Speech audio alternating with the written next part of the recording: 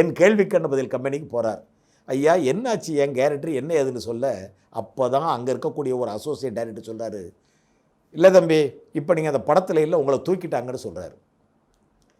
இவருக்கு தூக்கிட்டாங்கன்னு சொன்ன உடனே இவருக்கு என்ன, அண்ணே ஏன் என்ன தூக்கிட்டாங்கண்ணே என்ன வேணா, தம்பி உங்களுக்கு தமிழ் சரியாக பேச வரலையாம் அப்படின்னு அவர் சொல்லிட்டு போகிறார். இவருக்கு வந்ததே ஒரு கோபம், மதுரையில் பிறந்தவருக்கு இவருக்கு தமிழ் பேச வரலைன்னு சொன்னதை அதை குறையா காமிச்சு சொன்ன உடனே இவருக்கு கோபம் அதிகம். இவர் உடனே அவர் கூப்பிட்டு நில்லுங்கண்ணே, என் தமிழ் என்னென்ன குற்றம் கண்டிங்க, நான் மதுரைக்காரண்ணே, சங்கம் வச்சு வளர்த்த தமிழ்ண்ணே மதுரை, என் தமிழ் என்ன குற்றம் கண்டிங்க, அதான் இந்த படத்தில் அவர் நல்லா பேசிட்டாரா இவர் நல்லா பேசிட்டாரா, ஏன் இந்த படத்தில் கதாநாயகனா நடிக்கிற ரஜினிகாந்த் அவர் தான் தமிழ் நல்லா பேசிட்டாரா, என்னென்ன பேசுறீங்கன்னு சொல்லி இவர் கத்த, இங்கே வரப்பா சினிமாவில் இப்படிலாம் கத்தக்கூடாது, இப்படிலாம் இருந்து நீ ஒரு காலம் சினிமாவில் வர முடியாது என்று சொல்ல, இதில் இன்னொரு பெரிய பியூட்டி என்னென்னா அந்த படத்துக்கு வசனம் எடுத்தா பாலமுருகன், அவரும் மதுரைக்காரர்.